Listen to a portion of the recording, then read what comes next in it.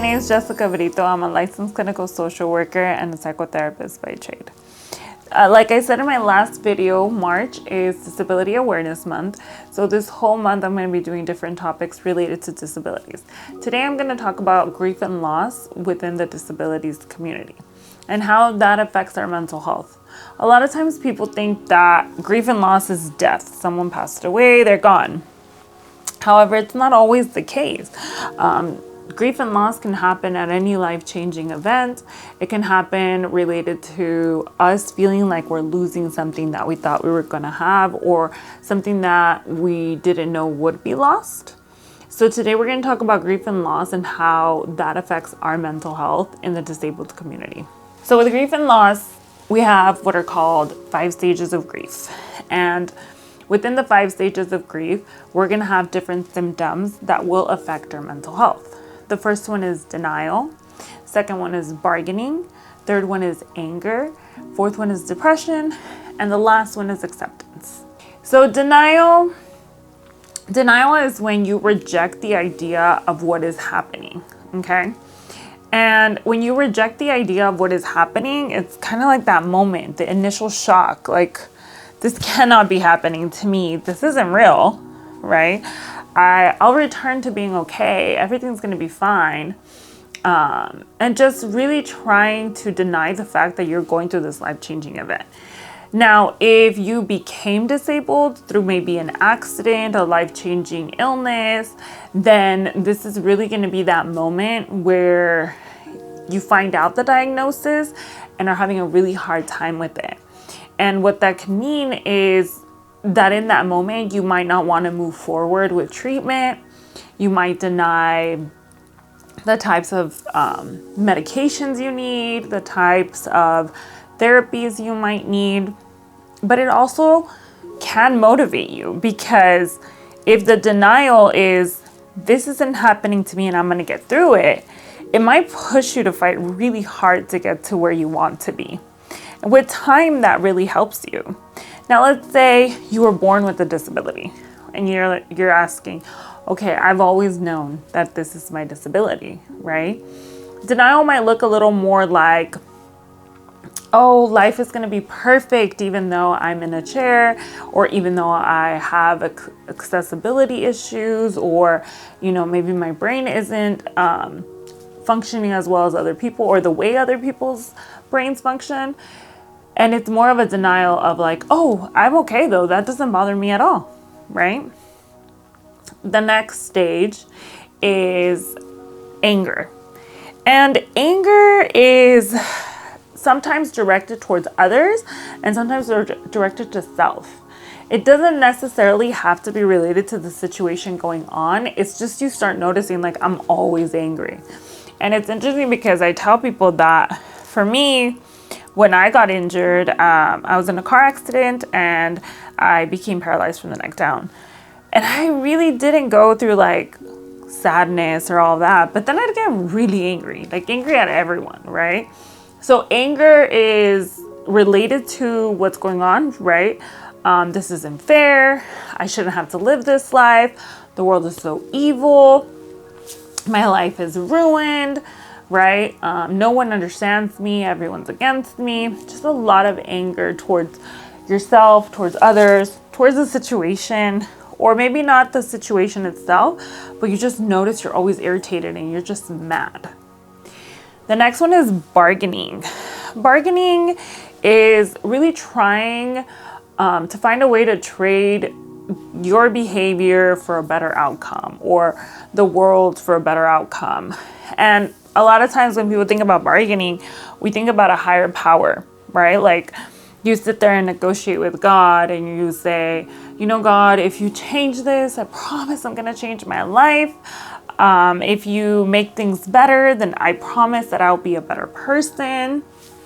Really thinking of those thoughts, those beliefs that we're taught from a young age, right? That good things happen to good people. So as long as I'm good, everything's gonna go my way, everything's gonna change, right?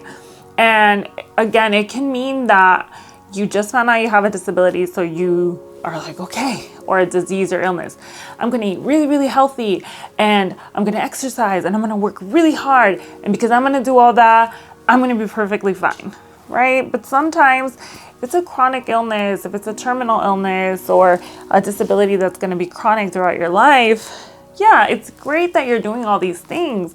It might make your life a little easier. It might make your health a lot better. However, you might still be disabled. You might still have the disease or the illness, right? Like, we want diabetics to eat better and exercise to kind of regulate their sugar. However, for some people, they can be doing all of that and they will still have diabetes their whole life, okay? And they still need medication. Or you're in a wheelchair and, you make all these negotiations. Well, if I work out this much, well, if I train, maybe I can walk again. And yeah, like, your life will get a lot easier. We totally recommend for you to be doing these things. However, bargaining doesn't always mean that things are going to change. We get depression, which a lot of people think that depression is a bad thing. And I mean, realistically, none of these stages are a bad thing. I'll say that. And ultimately what depression is a realization that this might be real. Like, shit, like, this is really my life and this is really happening.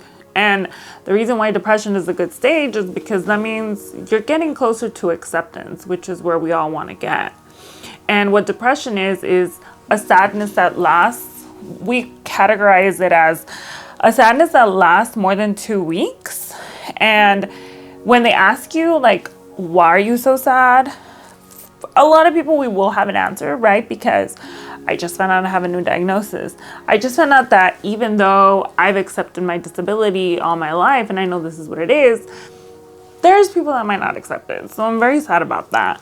Or it might just be, I don't know, I thought I was good and I just can't get out of bed. It's really hard to do everyday things. What's the point of living? Like, do I really want to live like this for the rest of my life? And for some, maybe at this point, you start thinking about death and you start thinking about taking your life. And there's scary thoughts, and there's thoughts that we don't want you to have, we don't want to have, right?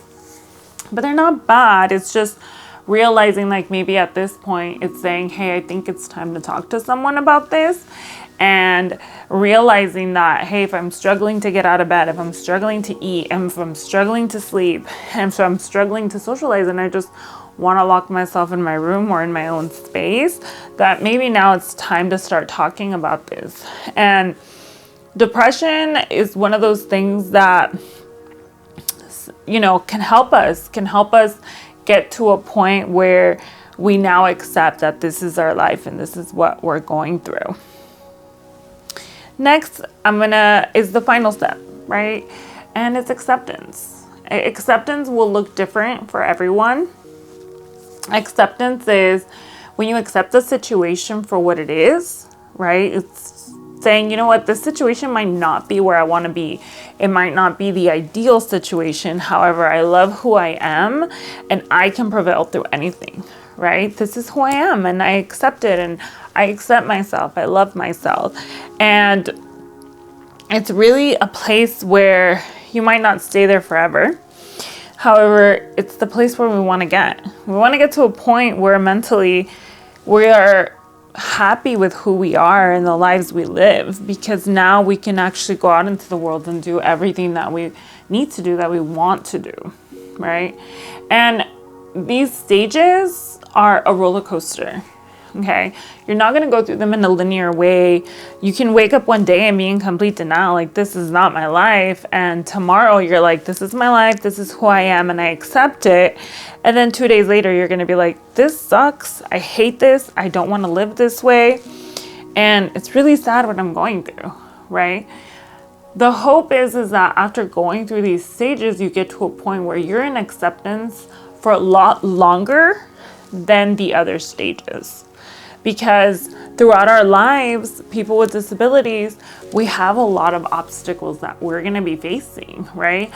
Yes, able-bodied people do too, but people with disabilities just face them a little more, right? So we might find out that now our illness or disability has progressed, or we might find out that the place that we've always wanted to go isn't accessible. We might find out that there are people that are ableist and that look down on someone with a disability. So every once in a while in our lives, having a disability, we might go through this grief and loss process. All of this is going to play an impact on your mental health. So it's not abnormal to go through this. And the more aware that we are that we go through this, the more we can take action. So if you are going through any of these stages and they are getting too hard, just make sure you start talking to people. Make sure that you reach out to your doctors if you can and say, hey, can I talk to someone that specializes in mental health? Because it's really taking a toll on me right now.